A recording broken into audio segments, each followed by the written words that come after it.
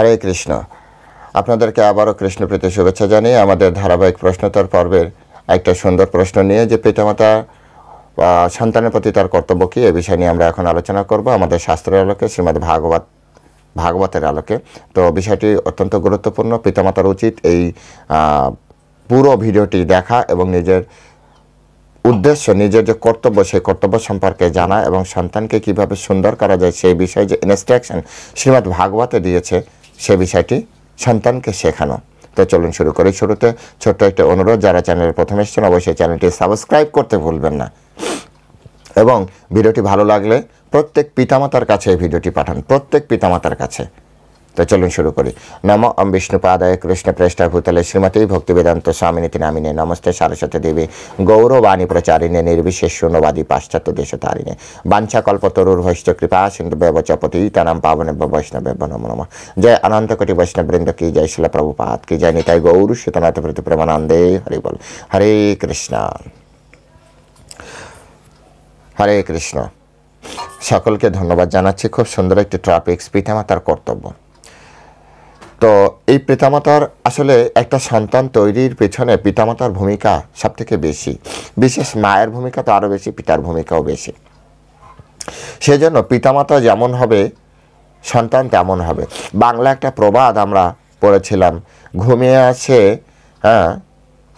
ঘুমিয়ে আছে শিশুর পিতা সব শিশুরই অন্তরে। অর্থাৎ প্রত্যেকটা পিতার যে চেতনা, সেই চেতনা নিয়েই একটা সন্তান ধীরে ধীরে বড় হতে শুরু করে।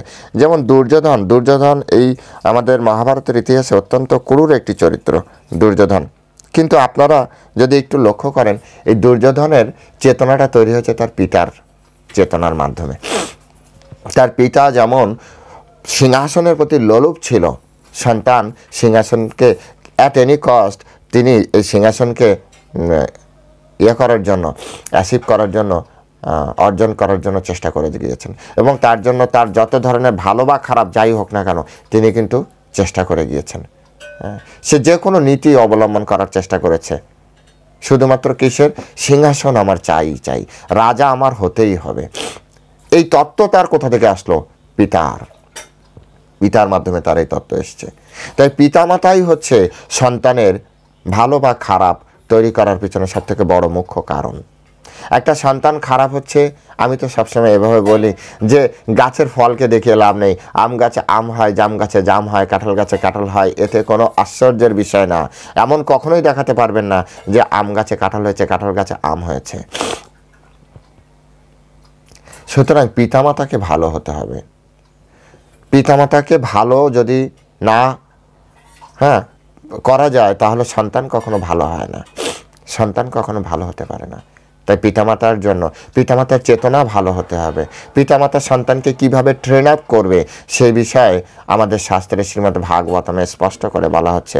সেখানে ভাগবতে ভগবান ঋষভদেব তার পুত্র ভরত মহারাজ আদি শতপুত্র ছিল, সেই ভরত মহারাজকে শিক্ষা দিচ্ছেন, নায়ম দেহ ভাজন নৃলোকে কষ্টান কামান অর্হতে বিটভুজাম যে তপদিব্যম পুত্রকা যেন সত্যাম শুদ্ধেত্তস্মাৎ ব্রহ্মসৌখ্যম তু অনন্তাম নায়ম দেহ ভাজন নৃলোকে কষ্টান কামান অর্হতে বিটভুজাম যে তপদিব্যম পুত্রকা যেন সত্যাম শুদ্ধেজ্জস্মৎ ব্রহ্মসৌখ্যম তু অনন্তাম। বলছে, হে পুত্রগণ, দেখুন পিতামাতা তার সন্তানকে কিভাবে শিক্ষা দেয়। ভগবান ঋষভদেব তার পুত্র, যার নাম অনুসারে ভারতবর্ষ হয়েছে, সেই ভরত মহারাজ আদি পিতার শিক্ষায় তো এই ভরত মহারাজ এত বড় ভারতবর্ষ রাজা হয়েছে। সেই পিতা কি শিক্ষা দিয়েছে? আর আমার আপনার পিতা আমাকে আপনাকে কি শিক্ষা দেয়, বা আপনি আমার সন্তানকে কি শিক্ষা দিচ্ছি? এখানে বলছে, হে পুত্রগণ, এই জগতে দেহধারী প্রাণীদের মধ্যে এই নরদেহ প্রাপ্ত করে কেবল ইন্দ্রিয় সুখ ভোগের জন্য দিন রাত কঠোর পরিশ্রম করা উচিত নয়। ওই প্রকার ইন্দ্রিয় সুখ তো বিষ্ঠাভোজী কুকুর বা শূকরদেরও লাভ হয়ে থাকে।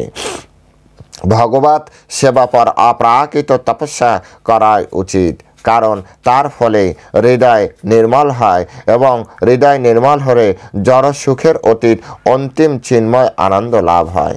হরে কৃষ্ণ।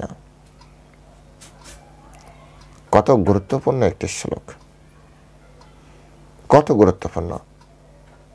বলছে যে এই জড়জগতে মনুষ্য শরীর প্রাপ্তির পরে আমাদের কখনোই ইন্দ্রিয় সুখ ভোগের জন্য এতটা বেশি লোলুপ হওয়া উচিত নয়। ইন্দ্রিয় সুখ প্রাপ্তির জন্য, বিষয় সুখ বৃদ্ধির জন্য আমাদের এত বেশি লোলুপ হওয়া উচিত নয়। বিষয় সুখ ক্ষণিকের জন্য। আপনার খেতে ভালো লাগে, আপনি খেতে বসবেন, দেখবেন খুব মজা লাগবে, কিন্তু খেতে খেতে খেতে খেতে একটা পর্যায়ে আপনার এত বিরক্তি আসবে যে উঠতে পারলে হয়। মাঝে আপনাকে বলতে হবে, না আর আপনি দিবেন না আমাকে কিছু, আমি আর পারছি না। কেন? আপনার পেট তো লিমিটেড জায়গা, আপনার সুখ ওখানে শেষ।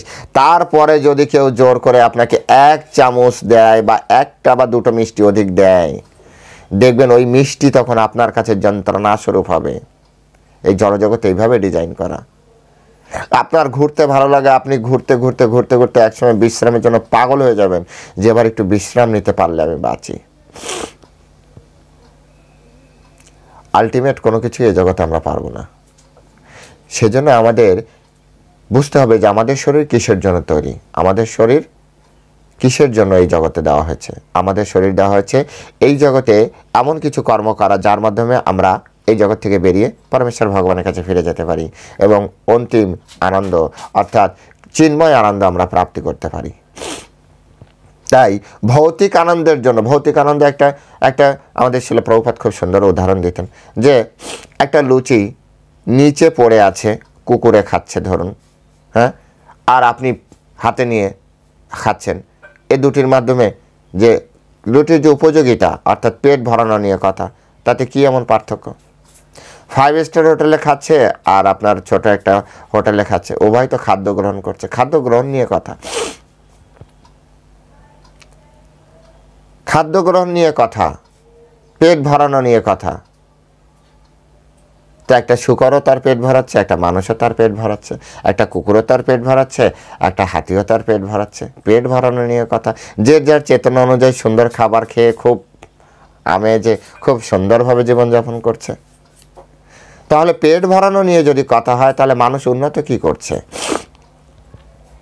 এই জন্য আমাদেরকে শিখতে হবে পিতামাতার কি শিক্ষা দেওয়া উচিত, পিতামাতা সন্তানকে কি শিক্ষা দিলে সন্তানের প্রকৃত উন্নত হবে। আমরা আমাদের সন্তানকে শুধু কি শিক্ষা দিই? কিভাবে অর্থ ইনকাম করতে হয়, কিভাবে অর্থ ইনকাম করতে হয়, কিভাবে অর্থ ইনকাম করতে হয়। আপনারাই বলুন, কজন পিতামাতা আছে যে তোমাকে একজন মানুষের মতো মানুষ হতে হবে? আর এই কথা বলার পরে আপনি কি ধরনের ইনস্ট্রুমেন্ট তার কাছে এনে দিয়েছেন যে মানুষের মতো মানুষ হতে হলে কি পড়াশোনা করতে হয়? নিজের কাছে নিজে বিচার করুন, নিজেই বিচারক, নিজেই কাঠগড়ায় দাঁড়ান যে আপনার সন্তানকে আপনি দিনে কতবার, যতবার পড়াশোনার কথা বলেছেন ততবার ছেড়ে দিন না। তার থেকে কম করো, আরো কম করে, আরো কম করে। কতবার বলেছেন তোকে মানুষের মতো মানুষ হতে হবে? এবার মানুষের মতো মানুষ হতে গেলে তো আপনাকেও তো সেরকম হতে হবে। মানুষের মতো মানুষ হতে গেলে তো মানুষের মতো মানুষ হওয়ার জন্য যে জ্ঞান দরকার সেই জ্ঞান দরকার। বলো, হ্যাঁ প্রভু, আমি তো স্কুল কলেজে আমার সন্তানকে ভর্তি করে দিয়েছি, তো সেখানে তো টাকা ইনকামই শিখাবে শুধুমাত্র। একটাই শেখারে যে কিভাবে আপনাকে চাকরি করতে হবে, কিভাবে অর্থ ইনকাম করতে হবে, কিভাবে বিজনেস করতে হবে, এক কথায় কিভাবে ইনকাম করতে হবে, কিভাবে বাড়ি বানাতে হবে, কিভাবে ভোগ করতে হবে, কিভাবে দেহ ইন্দ্রিয় সুখ ভোগ করতে হবে। এই একটাই শিক্ষা ওখানে রয়েছে। না প্রভু, ওখানে কিছু কিছু নৈতিক শিক্ষা দেওয়া হয়। নৈতিক শিক্ষা দেওয়া হয় তো নেশার দোকানগুলো কারা চালাচ্ছে? নৈতিক শিক্ষা যদি দেওয়া হয় তাহলে পিতামাতাকে বৃদ্ধাশ্রম করার দরকার কি? ভারতবর্ষে কেন বৃদ্ধাশ্রম তৈরি হচ্ছে? আমেরিকায় তৈরি হচ্ছে, ঠিক আছে, মেনে নেওয়া যেতে পারে। ভারতবর্ষে কেন বৃদ্ধাশ্রম তৈরি হবে? ভারতবর্ষে কেন সন্তান পিতামাতাকে দেখবে না? কেন? কোনো না কোনো জায়গায় কিছু না কিছু তো প্রবলেম আছে। সেই বিষয়গুলো আপনারা খোঁজার চেষ্টা করুন।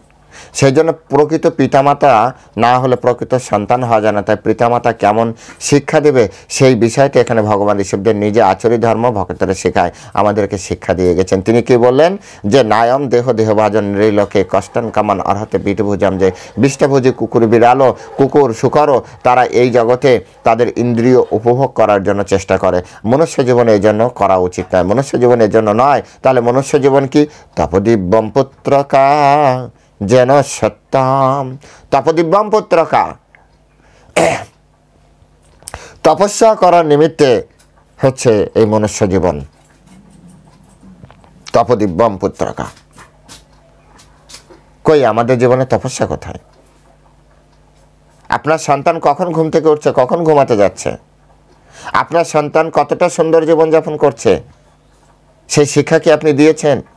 আপনি কি এই শাস্ত্রজ্ঞান দিচ্ছেন? বরঞ্চ আমাদের সামনে তো ফিরে আমরা যখন আমাদের গতকালকেও একটা ছেলে নিবে, মা বলছে না খবরদার এইসব নিস না, তোর পরীক্ষার সামনে পড়াশোনা রয়েছে, পড়াশোনা করে কি হবে? আপনাকে বৃদ্ধাশ্রমে পাঠাবে। পড়াশোনা করে কি হবে? সে নিজে চাকরি করে তার স্ত্রীকে নিয়ে দূরে থাকবে। আপনাকে কে দেখবে? তপস্যার কথা কথায় লেখা আছে আমাদের ধর্মগ্রন্থ, আমাদের কি বলে আমাদের স্কুল কলেজের বই পুস্তকে।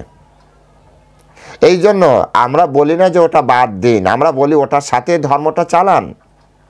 আমরা বলছি না স্কুল কলেজ আপনারা ত্যাগ করুন, আমরা বলছি স্কুল কলেজে যাক, সাথে সাথে গীতা ভাগবত পড়ুক, আপনারা পড়েন, তাদেরকে শোনান, প্যারালাল করে উঠুক। প্যারালাল, ওখানে যেটা কমতি আছে এখান থেকে সেটি ম্যানেজ করবে। জড়জগতিক ভৌতিক শরীর আছে, ভৌতিক শরীরে ভৌতিক শরীর প্রাপ্ত, যেহেতু আমাদের ভৌতিক শরীর আছে, ভৌতিক জগতের জ্ঞানের মাধ্যমে যদি ভৌতিক শরীর পরিচালনা করার জন্য কিছু জ্ঞান ওখানে থাকে, থাক, গ্রহণ করার জন্য করুন। কিন্তু যেটা যেটা ওখানে ল্যাকিংস আছে সেটা সেটা তো আমরা আমাদের আধ্যাত্মিক জ্ঞানের মাধ্যমে সেটা পূরণ করতে পারি। সেজন্য আমরা বলি প্যারালাল, আপনারা একই সাথে আপনারা সমান্তরালভাবে আপনারা এটা চালান।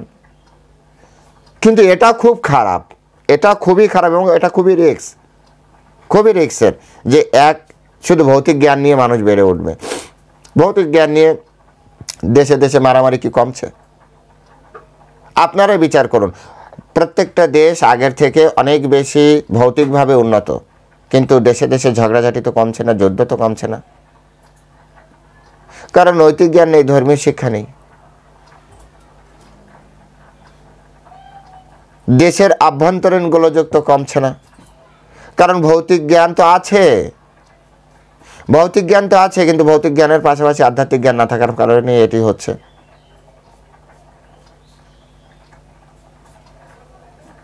এগুলো যদি আপনারা না বোঝার চেষ্টা করেন কেউ বুঝতে পারবেন না। সেই জন্য বললেন তপদিব্যম পুত্রকা, তপস্যা করুন। তপস্যা কিসের জন্য তপস্যা করবেন? যেন সত্যাম, সেই সত্যবস্তুর জন্য তপস্যা করুন। আর সত্য কি? সত্য হচ্ছে পরমেশ্বর ভগবান। পরমেশ্বর ভগবানের জন্য তপস্যা করুন। সচ্চিতানন্দ বিগ্রহ, সত্যবস্তু হচ্ছে পরমেশ্বর ভগবান। এই জগতে সব কিছুই আপনার সত্যের বিপরীত। এই জড়জগতে যা আপনি দেখছেন কালে সেটি মিথ্যে পরিণত হবে। আমার এই সৌন্দর্য চেহারা, এই চেহারা একদিন কালে প্রমাণ করবে যে এই চেহারা সুন্দর নয়।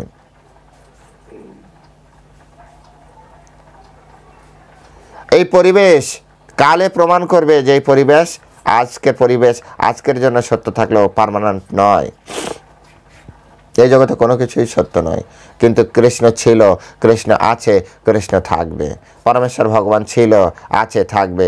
সৃষ্টিকর্তা ছিল, আছে, থাকবে। সৃষ্টির পরেও থাকবে, সৃষ্টির আগেও ভগবান ছিল। তাই ভগবান হচ্ছেন সত্য। সেই জন্য বলা হচ্ছে তপদিব্যম পুত্রকা যেন সত্যম, সত্যবস্তুর জন্য তপস্যা করো,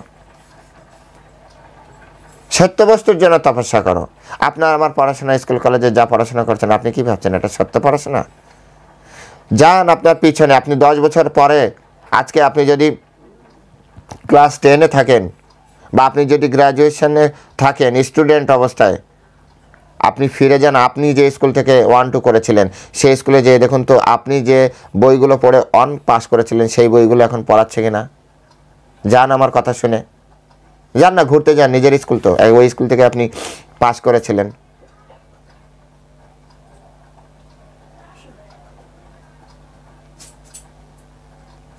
সেজন্য আমাদেরকে সত্য শিক্ষা গ্রহণ করতে হবে। সত্য শিক্ষার মাধ্যমে কি হয়? জীবন উন্নত হয়, জীবন পবিত্র হয়। তাই বলা হচ্ছে যে তপদিব্যম পুত্র কার্যেন সত্যম, সত্যবস্তু, সত্যবস্তুর জন্য যা ছিল, আছে, থাকবে, গীতা, ভাগবত, চৈতন্য চরিতামৃত, এগুলো পবিত্র জ্ঞান, যা ছিল, আছে, থাকবে, সেগুলো পড়াশোনা করান আপনারা। এতেই প্রকৃত কল্যাণ হবে। এবং এর ফলে কি হবে? শুদ্ধেত, শুদ্ধেত মানে কি? নির্মল হবে, চেতনা নির্মল হবে। যত বেশি আপনি গীতা ভাগবত পড়াবেন তত বেশি দেখবেন চেতনা নির্মল হবে। চেতনা অবশ্যই নির্মল করা দরকার, পবিত্র করা দরকার। চেতনা পবিত্র না হলে কোনো কিছুই আমাদের প্রাপ্তি হবে না। তাই সকলের আগে আমাদের চেতনা পবিত্র করা দরকার, নির্মল করা দরকার। যদি চেতনা নির্মল না হয় তাহলে আপনি নির্মল বস্তু গ্রহণ করবেন কি করে? নির্মল বস্তু গ্রহণের জন্য আমাদের চেতনা পবিত্র হওয়া অবশ্যম্ভাবী। পরমেশ্বর ভগবানকে ধারণ করার জন্য বা এই জড়জগতে সৎভাবে জীবনযাপন করার জন্য চেতনা নির্মল হওয়া চাই, শুদ্ধ সত্তা চাই, আমাদের জীবনধারা পবিত্র হওয়া চাই। তবে এই জড়জগতে আমরা সুন্দরভাবে বসবাস করতে পারবো। তাই ভগবান ঋষভদেব শিক্ষা দিলেন কি? শুদ্ধেত। যস্মাৎ মানে কি? যার থেকে। এই শুদ্ধেত হওয়ার ফলে কি হবে? যার থেকে কি হবে? ব্রহ্ম সৌখ্যম, ব্রহ্ম সুখ। এই জড়জগতে ভৌতিক সুখ নয়, ভৌতিক সুখ আজ আছে কাল থাকবে না। ব্রহ্ম সুখ, ব্রহ্ম মানে কি? ব্রহ্ম মানে নিত্য বস্তু, অপ্রাকৃত সুখ, যেটি ছিল, আছে, থাকবে। ব্রহ্ম, ব্রহ্ম হচ্ছে নিত্য বস্তু, নশ্বর নয়, অবিনশ্বর তত্ত্ব ব্রহ্ম বলা হয়। ব্রহ্ম বলতে ভগবানকে বোঝায়, ব্রহ্ম অনেক সময় আত্মাকেও বোঝায়। অর্থাৎ এক কথায় চিৎ বস্তু, নিত্য বস্তু, অবিনশ্বর বস্তু, শাশ্বত বস্তু, এগুলোকে বলা হচ্ছে ব্রহ্ম। এই শব্দ এইগুলো কি বোঝাতে যে ব্রহ্ম অনেক সময় আমাদের সনাতন শাস্ত্রে বোঝানো হয়। তো এখানে ব্রহ্ম সৌখ্যম অর্থাৎ ব্রহ্ম সুখ, অর্থাৎ নিত্য সুখ, নিত্য সুখ প্রাপ্তি হবে। নিত্য সুখ, অনিত্য সুখ নয়। অর্থাৎ আপনি যদি পরমেশ্বর ভগবানের জন্য তপস্যা করেন তাহলে আপনার কি হবে? ফলে প্রাপ্তি কি হবে? ব্রহ্ম সুখ, নিত্য সুখ প্রাপ্তি হবে। এবং সেটি কেমন হবে? তো অনন্তম। আমাদের এই জড়জগতের অনেক কিছু লিমিটেড আছে, কিন্তু এখানে ব্রহ্মসুখ অনন্তম, প্রতিদিন বাড়বে বই কমবে না। অনন্ত সুখ আপনি যেভাবেই জীবনযাপন করেন। যেমন একটা মিশ্রি নেন, মিশ্রির দ্বারা আপনি যে সাইড থেকেই নেন শুধু মিষ্টিই লাগবে। তাই আপনি যখন ব্রহ্মসুখ প্রাপ্তি করবেন, আপনার জীবনে যে ধরনের কর্ম করেন, যদি তপস্যার নিমিত্ত কর্ম হয়, যাই করবেন সেখানে আপনি শুধু ব্রহ্মসুখ অর্থাৎ অপ্রাকৃত আনন্দ আপনি উপভোগ করবেন। এবং সেটি অনন্ত লেভেলে, আনলিমিটেড। আনলিমিটেড আমাদের যেমন মোবাইলে বলেন না আনলিমিটেড ডেটা, আনলিমিটেড সুখ আপনি উপভোগ করতে পারবেন, আনলিমিটেড। এটি পিতামাতার উদ্দেশ্য। পিতামাতার একমাত্র কর্তব্য হচ্ছে সন্তানকে সেই সুখের দিকে ঠেলে দেওয়া যে সুখ এই ক্যাটাগরির ভিতরে পড়ে। একটা হচ্ছে কি? ব্রহ্ম সৌখ্যম হতে হবে, আর একটা হচ্ছে অনন্তম হতে হবে। অনন্ত সুখ প্রাপ্তি করতে হবে, অনন্ত সুখ থাকতে হবে। এমন কোনো সুখ নয় যে সুখের ছেদ পড়ে, যে সুখে বিরাম আছে। বিরাম থাকলে সেটি কি হলো? এখন সুখ, পরে আবার কিছুক্ষণ পরে দুঃখ। তো প্রশ্ন আছে, প্রভু এরকম সুখ কি জগতে আছে? আছে। পরমেশ্বর ভগবানের সাথে যুক্ত হলে এই ধরনেরই সুখ পাবেন। কিভাবে? জীবনে তো অনেক দুঃখ আসে, দেখবেন একজন ভক্ত দুঃখও যদি আসে বলে, ভগবান আপনাকে অশেষ ধন্যবাদ যে আপনি আমার জীবনে এরকম কোনো কিছু করেছেন। অর্থাৎ সে আনন্দের সহিত এটাকে মেনে নিয়ে পরমেশ্বর ভগবানকে বলবে যে আপনি আমাকে রক্ষা করেছেন। হয়তো বেশি অধিক কিছু প্রাপ্তির আমার যোগ ছিল, কিন্তু আপনি আমাকে কৃপা করে বাঁচিয়ে দিয়েছেন। তাই সেটিও আনন্দকর হয়ে গেল। কারণ বড় কিছুর থেকে বড় কিছু দুর্ঘটনা ঘটতে তার থেকে কম হলো, তো কি লাভই তো হলো, কৃষ্ণ বাঁচিয়ে দিয়েছে। অনন্ত সুখ, এই জড়জগতে যতদিন থাকবেন অনন্ত সুখে সুখী হবেন। সেই জন্য প্রকৃত সুখ আমাদেরকে বোঝার চেষ্টা করতে হবে। প্রকৃত সুখ, অপ্রকৃত সুখ, প্রাকৃত সুখ আর অপ্রাকৃত যেটাকে বলা হয়। ব্রহ্ম সুখ, চিৎ সুখ বা এই জড় সুখ, আপনি কি চান? জড় সুখ এমনি প্রাপ্তি হবে যদি ব্রহ্ম সুখ আপনার প্রাপ্তি হয়। তাই পিতামাতার কর্তব্য, ভগবান ঋষভদেব তিনি নিজে আচরণ করে তিনি দেখিয়ে দিয়ে গিয়েছেন। তপদিব্যম পুত্রকা যেন সত্যম শুদ্ধযস্মৎ ব্রহ্ম সৌখ্যম তুই অনন্তম। অনন্ত ব্রহ্ম সুখ প্রাপ্তির জন্য তপস্যা করো। এই জড়জগতের সুখটা তুচ্ছ, ক্ষণিকের জন্য। এরপরে কি হবে? 100 বছর 200 বছর পরে যখন এই দেহ শেষ হয়ে যাবে, তারপরে আমার আপনার সন্তানের কি হবে? পিতা কত সুদূর প্রসারী হতে হবে পিতামাতাকে। যে জড়জগতে ভৌতিক সুখের জন্য আমি তো ভৌতিক লেখাপড়া দিলাম, সে ভৌতিক কিছুটা সুখ পাচ্ছে, কিন্তু এটা তো একটা নির্দিষ্ট সময়ের জন্য, তারপরে আমার সন্তানের কি হবে? সেজন্য আধ্যাত্মিক জ্ঞান দিতে হবে, তপস্যার জ্ঞান দিতে হবে, যার ফলে এই ভৌতিক শরীর প্রাপ্তির পরে যেও সে অনন্ত সুখ প্রাপ্তি করে, অনন্ত সুখ প্রাপ্তি করে। তাই প্রত্যেক পিতামাতার কাছে অনুরোধ, আপনারা ভগবান ঋষভদেবের অনুকরণ করে আপনার সন্তানকে ভৌতিক লেখাপড়ার সাথে সাথে তপস্বীদের যে জ্ঞান, আমাদের গীতা ভাগবতের জ্ঞান, সেই জ্ঞানও আপনারা প্রদান করুন, যাতে তারা অনন্ত সুখ, ব্রহ্ম সুখ প্রাপ্তি করতে পারে। হরে কৃষ্ণ। জয় শিলা প্রভুপাদ কি জয়।